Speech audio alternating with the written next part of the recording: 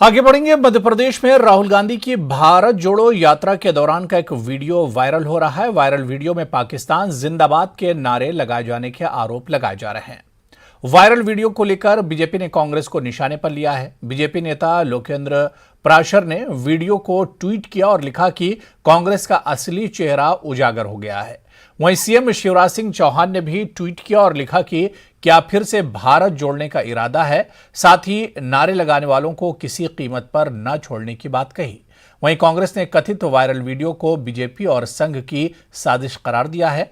कांग्रेस का कहना है कि यात्रा की सफलता से बीजेपी बौखलाई हुई है। न्यूज 18 वायरल हो रहे इस वीडियो की पुष्टि नहीं करता है।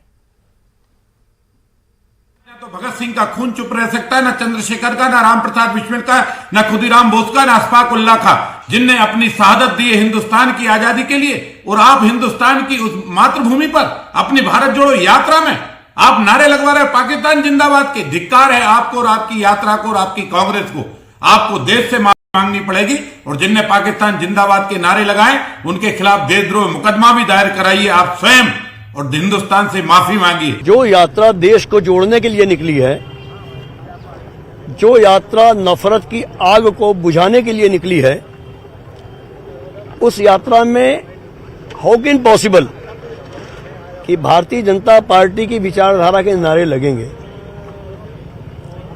मैं पूरी तरह कंडेम करता हूं भारतीय जनता पार्टी के इस आरोप को और सीधी तौर पर आरोप लगाना चाहूंगा कि राष्ट्रीय स्वयंसेवक संघ भारतीय जनता पार्टी की घृणित विचारधारा जो देश को तोड़कर नफरत का बीजारोपण करने के बाद सिर्फ सत्ता हथियाना चाहती है, उन्हीं ने इस तरह के लोगों को आगे भी उस यात्रा में घुसेड़कर हीन हथकंडे अपना सकते हैं।